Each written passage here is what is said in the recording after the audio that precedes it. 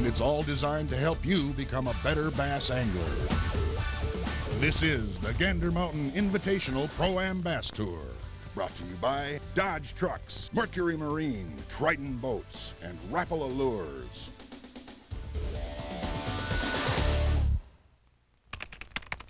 Just going to take the win the tournament on Saturday. Fish just like this. Get the net on this. Scoop him, scoop him! 26, 49, get him. In looking back at this season's Gander Mountain Invitational Pro-Am Bass Tour, one word comes to mind: extreme. Extreme weather, extreme lake diversity, extreme feast or famine. Oh, there we go, baby. What we're looking for right here, baby. This year, the Gander Mountain Tour expanded its boundaries beyond its Minnesota roots to include tournaments in Wisconsin and Illinois.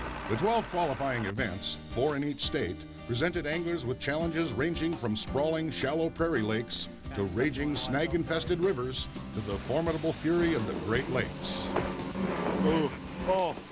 Every venue had its pitfalls, and every venue had its payoffs, with a guaranteed first-place prize of $10,000 per event. Big money and big pressure. This is what was here. It's still here. They're here. We just gotta get them to go. Atta boy. From early spring to late summer, the anglers battled, following the bass through their seasonal movements and patterns, amidst every type of habitat imaginable. Backwaters, channels, rock, wood, and weeds. Of the hundreds of pros in competition, only 3 would prevail to win the prestigious Angler of the Year title from each division. And only one will walk away victorious, competing against anglers in all 3 divisions for more than $75,000 in cash and prizes at the Elite Tournament of Champions. Unlike most professional bass circuits, the Gander Mountain Invitational requires the pro and the amateur co-angler to fish as a team. Paired by drawing, they'll work together to put a single bass limit in the boat, and hopefully, big bucks in the bank. Let's hear it for him, you guys. Come on, you're just looking at the winner here. The qualifying events are one-day competitions, with anglers allowed 2 days of practice the week of the tournament. Some will have home water advantage, while others will be starting from scratch. And on waters like Minnesota's complex Lake Minnetonka or Wisconsin's massive Green Bay, starting from scratch can be intimidating to say the least. But these are among the most experienced, most accomplished bassers in the business. They're at the top of their game and ready to take on all comers. Sharp skills, sharp hooks, and a sharp eye for the subtle nuances of every pattern are what it takes to win on this level. And these guys have what it takes. That's the kind we're looking for. Nice chain of lakes bass. The considerable challenges faced by these top pros throughout the season also present an opportunity for us as weekend anglers to watch and learn. Remember, always watch your line when you're fishing a jig. How to approach new water. I'm not making any big run because there's plenty of fish in the places that I've been fishing. How to better understand the seasonal movements and behavior of the bass. The fish are kind of lethargic right now after they spawn. They're recuperating from all the rigors of spawning, you know. How to gear up and fine-tune our technique and presentation. What works for me is fishing a sinking worm, rigged wacky style, which means basically just hook it right through the middle of the worm, all the way through, and leave the hook exposed. It's all coming up right after this, so stay tuned. We'll be back with the road to the championship on the Gander Mountain Invitational Pro-Am Bass Tour.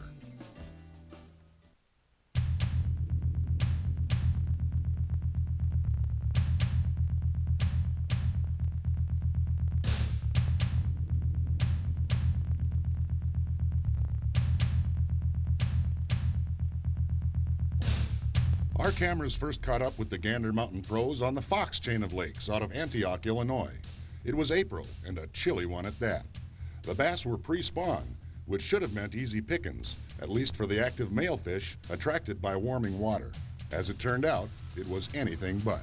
The change in the weather this week is really gonna slow things down a little bit. Fish were starting to move in with the warm temperatures last week.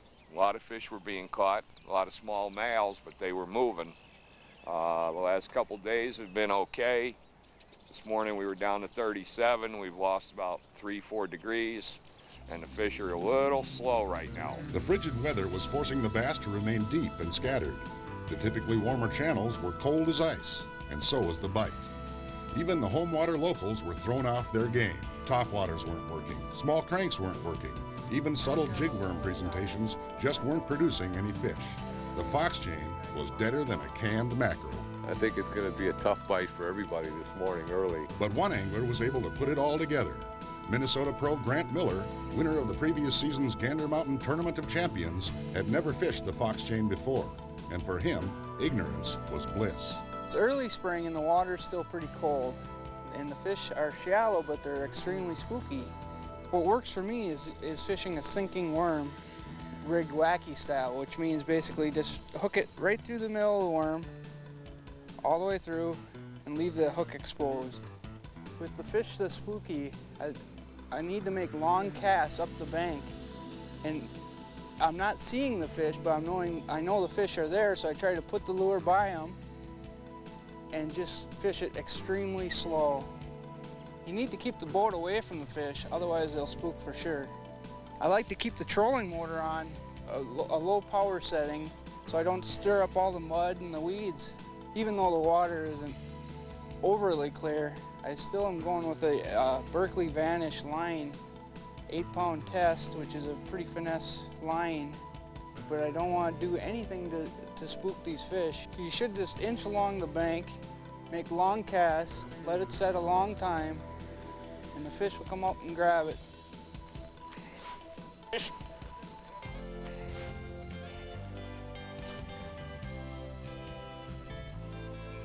a good one too. There he is.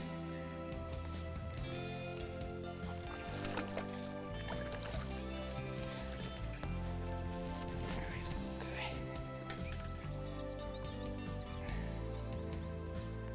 He liked that Berkeley gulp. His patience paid off to the tune of $10,000 with a bag that left the rest of the field in his wake.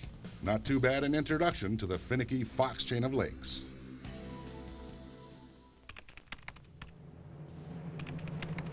The 1st of May found the Gander Mountain Tour on Lake Wisconsin near Poinet. Here, the anglers faced the decision of concentrating on the reservoir above the dam or braving the shallow, snag-choked Wisconsin River. Largemouth are the predominant species on the reservoir. By the book, they should be easier to catch than the smallmouth, found further upstream. But once again, the cold spring weather put the kibosh on conventional wisdom. The reservoir largemouth were shut down, and fish of any size were virtually impossible to find. While upriver, the smallies, less affected by the weather, were cooperating nicely. Little one, at least you're up here. Tim Willingans navigated his custom-built jet boat upstream, where no sensible prop boat would go, and hit the jackpot. This is my biggest fish of the day, I think. Tim was hauling them in on both a small jig and a wacky worm, and in this no-call tournament, he'd vowed not to keep any fish less than 3 pounds. It took an iron constitution to toss back those early 2.5-pounders, but he stuck to his guns, and with just minutes to go before the long run back to the weigh-in site, he popped his last keeper. Oh, my Lord. Oh. Thank you, sir.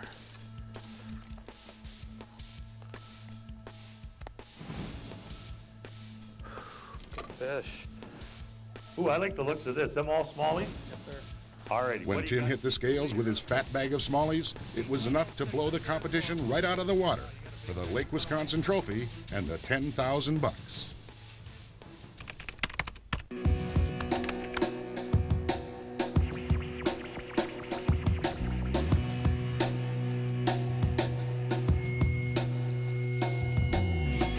Sturgeon Bay in the middle of May. Big water, big waves, and big smallmouth bass. The fish are right in the middle of their spawning season and difficult to target. There are small active male fish on beds in shallow bays. Large female fish hanging deep in the post-spawn doldrums. And then there are the pre-spawn females, fat and full of eggs, suspended near bedding areas. Those are the fish that will win this tournament. There he is. The trick is to be on the right fish at the right time.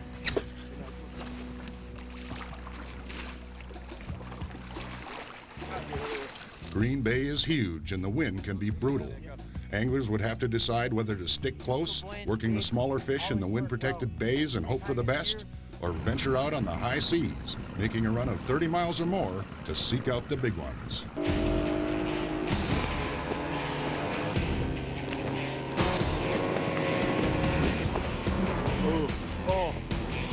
On tourney day, the big water was rough but doable. Some headed north, some south, out into the fray. Some were ripping jerkbaits in the waves, hoping to trigger suspended fish. While others were working plastics, low and slow, over the rocks and sand.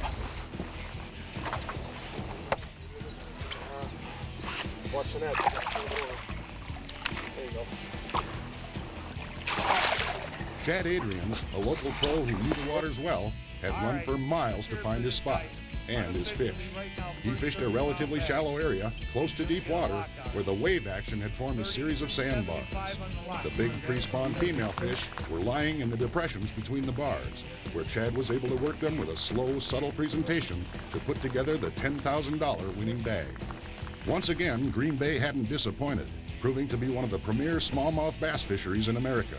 Stick around, we'll be back with more on the road to the championship right after this.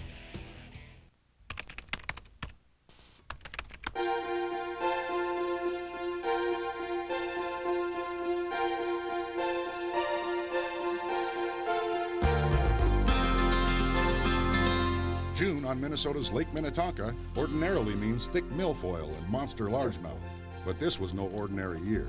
The cold spring had stunted the weed growth, and the thick vegetation hadn't fully developed. Plus, near-record high water levels had inundated the shallows and scattered the fish, throwing a monkey wrench into the usually consistent dock action.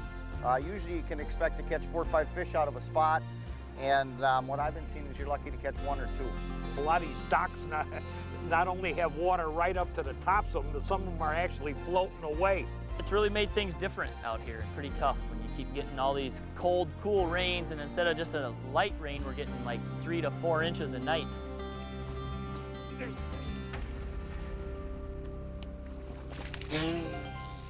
Little guy.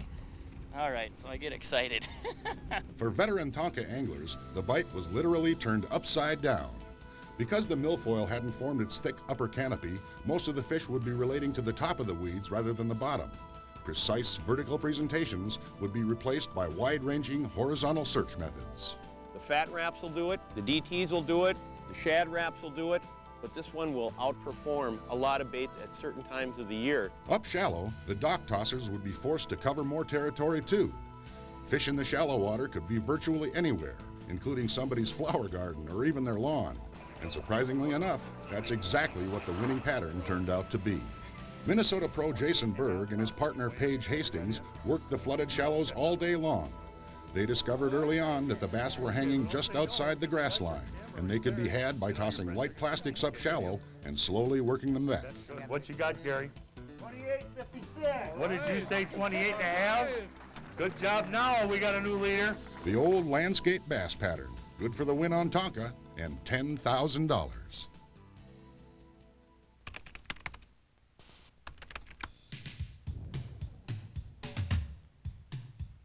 Mid-July, sprawling Leech Lake, huge, windswept, and shallow. And even though the typical largemouth pattern in summer is deep weed lines, virtually all the bass in Leech remain shallow all year long. A lot of the lakes around Minnesota and the Midwest seem to have bass depths that range from a foot to 20+ feet, but in Leech Lake, unless there's something that I'm not aware of, they just don't seem to live in water that's over much more than 6 feet deep. Vast wild rice beds and impenetrable walls of reeds and rushes held most of the fish. And here distance is a factor as well. Some of the most productive bass water lies more than 20 miles from the weigh-in site. If an angler decides to make the run, he'd better hope the wind doesn't pick up, because he might not make it back. Jeremy Keel wasn't taking the chance. He'd found good fish fairly close at the northern tip of Steamboat Bay and was scoring well with what he thought would be the winning bag. Come weigh-in time, Keel took the stage midway through the field and blew into first place. It looked like a lock. New leader, 23.51. But waiting in the wings was Leech Lake veteran John Crane, the last man to hit the scales. He'd made the 20-mile run east to rice-choked Boy Bay, and he had clobbered him. Get the net on this one. Working the rice beds with a slop spoon and heavy-skirted jig, Crane pulled the rug out from under Keel at the last possible moment. 26, 49. $10,000 richer for his efforts. Let's hear it for him, you guys. Come on, you're just looking at the winner here.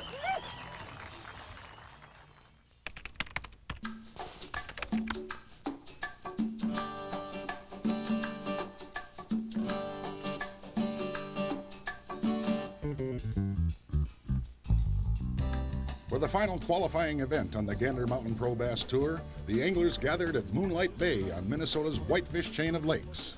It was the first week in August, and the field was intense.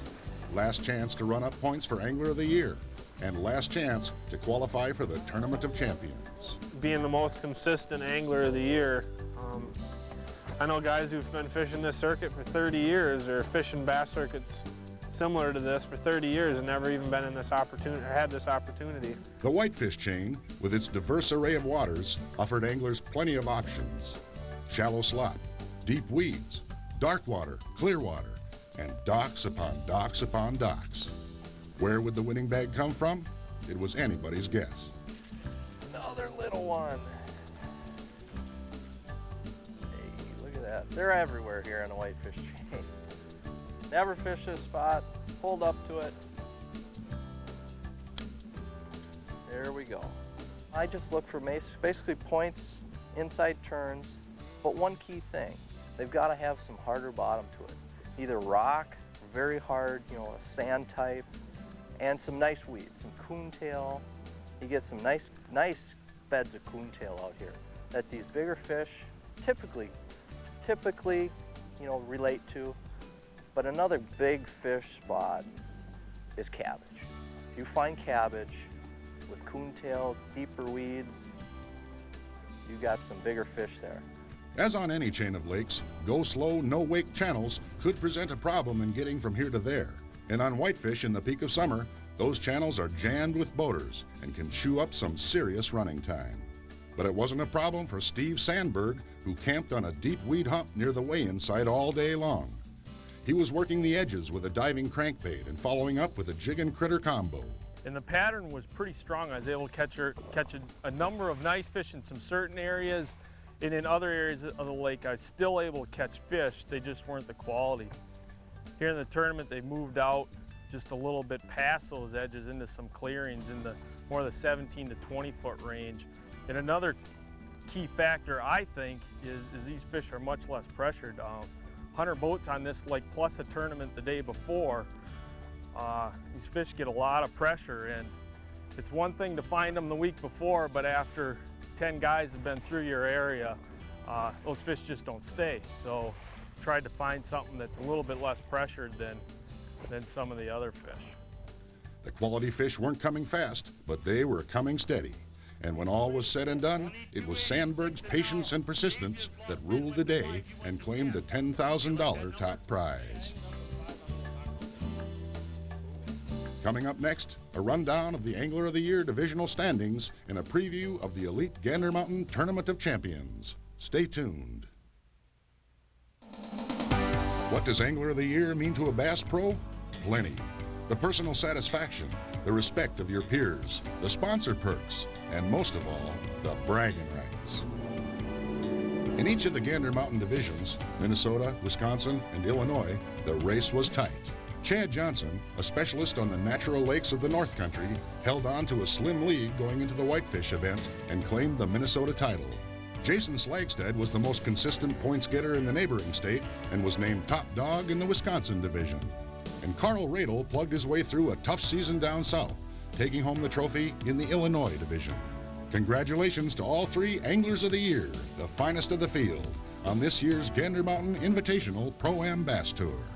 Next week, it all comes to a head in the prestigious 3-day Tournament of Champions on Minnesota's famous Gull Lake chain. Here, a pared-down field of qualifying anglers will vie for more than $75,000 in cash and prizes, and only one will walk away the winner. Gull Lake is actually a reservoir. They rose the levels about 4 foot in order to connect these various lakes together. Over here is Margaret Lake. You go a little further up north here, and you're into Upper Gull. Then you go from there, and there's a Spider, there's a connecting lake, there's Roy Lake, there's Nisswa Lake. That's one set of lakes that you can get to. On the south side, you go into Wilson Bay. Years ago, that was Wilson Lake. Then you got Round Lake, which you can go under a pass and pass into there. So you've got yourself a whole bunch of different kinds of body of water. And in effect, even the bays, back like Steamboat Bay and Van Sickle Bay or Government Bay, they're all a little different. The stage is set and the stakes are high. You don't want to miss all the action and excitement when the top bass pros in the Midwest battle it out for all the marbles. We'll see you then when we bring you the Tournament of Champions on the Gander Mountain Invitational Pro-Am Bass Tour. Before we go, we'd like to take one more opportunity to thank our fine sponsors, including Dodge Trucks, Mercury Marine, Triton Boats, Rapala, and all of our other partners who make the Gander Mountain Pro-Am Bass Tour possible.